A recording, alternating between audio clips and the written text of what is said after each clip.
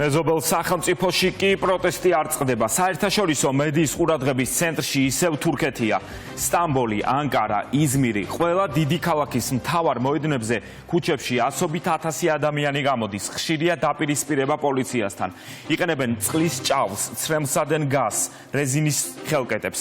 ეს 2013 წლის შემდეგ ყველაზე ხალხმრავალი დემონსტრაციებია. მოქალაქეებს ერთი მთავარი მოთხოვნა აქვს. გათავისუფლდეს სტამბოლის მერი ეკრემ იმამოღლუ, რომელიც კორუფციისა და ტერორისტული ორგანიზაციის ხელშეწყობის ბრალდებით არის დაკავებული.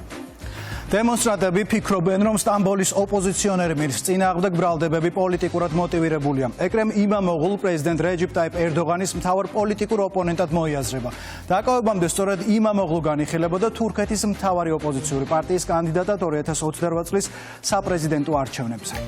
კურიერი პიესი სტამბოლში ჩავიდა, ჩვენ ახლა შეგვიძლია ვნახოთ რეპორტაჟი მოვლენების ეპიცენტრიდან.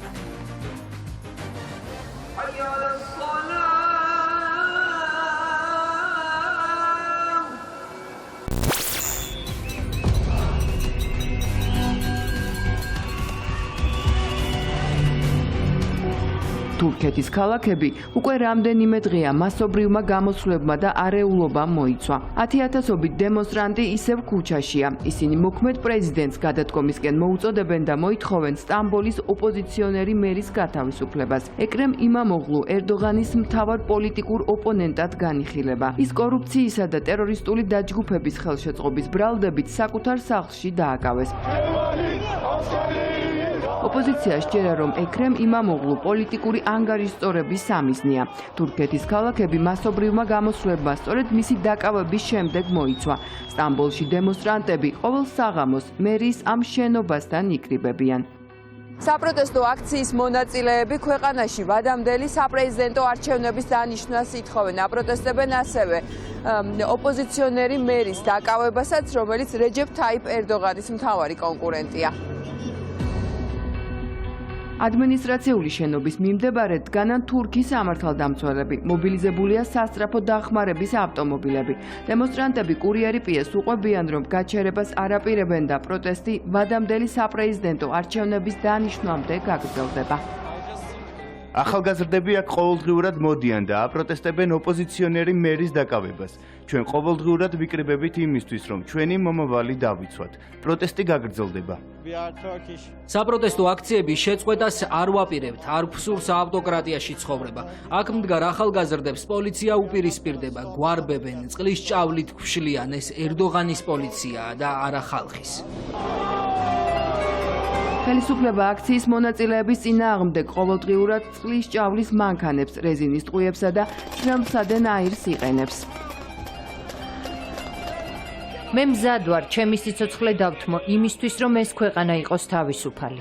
ჩვენ არ დავნებდებით, ჩვენ არ შევწყვეტთ გამოსვლებს. რამდენიმე საათის განმავლობაში ჩვენ სუნთქავდით ცრემლსადენ გაზს, ვიტანჯებით. უნდა დაგვეხმარონ და დაინახოს მსოფლიომ ეს პროტესტი.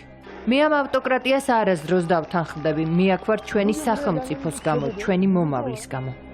დემონსტრანტები სპეცრაზმს, ფოიერვერკებსა და ქვებს ესვრიან. ეს 2013 წლის შემდეგ ყველაზე ხალხმრავალი დემონსტრაციებია. მაშინ გეზის პარკის საპროტესტო მოძრაობა რამდენიმე კვირის განმავლობაში მსოფლიო მედიის ყურადღების ცენტრში მოექცა. აქ შევიკრიბეთ იმიტომ, რომ ჩვენს ქვეყანაში სერიოზული უკანონობაა. ახალგაზრდებს დღეების განმავლობაში სცემენ. ჩვენ აქ ვართ და პოლიცია არ გვაძლევს უფლებას, რომ გავიდეთ სახის დაფარვის გარეშე. ჩვენს ქვეყანაში პოლიტიკოსები უკანონოდ არიან დაკავებულები. ქვეყნის შინაგან საქმეთა მინისტრის განცხადებით დაკავებულია 1900-მდე დემონსტრანტი, მათ შორის 10-ზე მეტი ჟურნალისტი.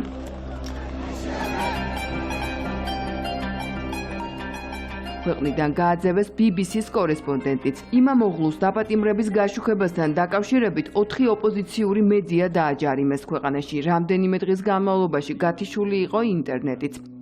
ჩვენი არხი აშუქებდა იმ ყველაფერს, რაც ახლა თურქეთის ქუჩებში ხდება.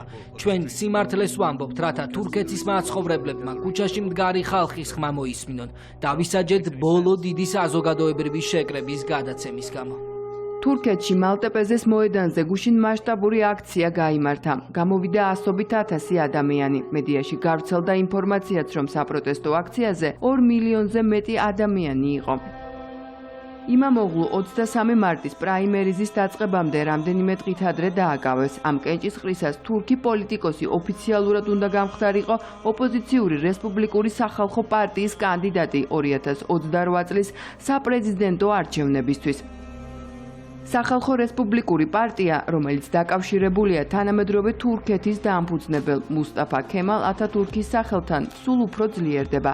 2024 წლის თვითმმართველობის არჩევნებზე ოპოზიციამ სახელისუფლებო პარტიაზე მნიშვნელოვანი გამარჯვება მოიპოვა. ქვეყნის პრეზიდენტი რეჯეფ თაიპ ერდოღანი ოპოზიციას პროვოკაციაში ადანაშაულებს და პირობასდებს, რომ დაისჯება ყველა, ვინც საზოგადოებრივ წესრიგს არღვევს. სამართლიანობის ძიებაში ისინი ძალიან სახიფათო პროვოკაციის მოწყობას ცდილობდნენ, რომელსაც არანაირი საერთო არ აქვს დემოკრატიასთან, კანონთან ან სამართლიანობის ძიების ლეგიტიმურ საშუალებებთან. მიუხედავად ამისა, ჩვენი პოლიციელების ცივი და მტკიცე მიდგომის, ჩვენი ერის გონივრული მიდგომისა და ჩვენი ახალგაზრდების 7 პოზიციის წყალობით, რომლებმაც ღირსება შეინარჩუნეს, პროვოცირების პოლიტიკამ მიზანს ვერ მიაღწია. რა თქმა უნდა, ჩვენ ამ პროცესის დროს საზოგადოებრივი წესრიგის დარღვევაზე არ დავხუჭავთ თვალს.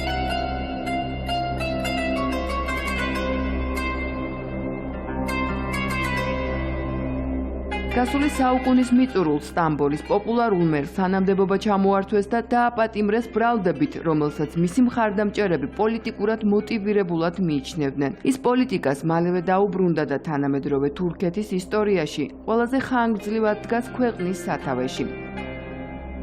სტამბოლის ეს ყოფილი მერი რეჯეფ თაიპ ერდოღანია. თურქეთში ახლა მწვავე პოლიტიკური კრიზისია, რომელიც ერდოღანის 20 წლიანი მმართველობის პერიოდში შესაძლოა ყველაზე მნიშვნელოვანი გამოწვევაც აღმოჩნდეს.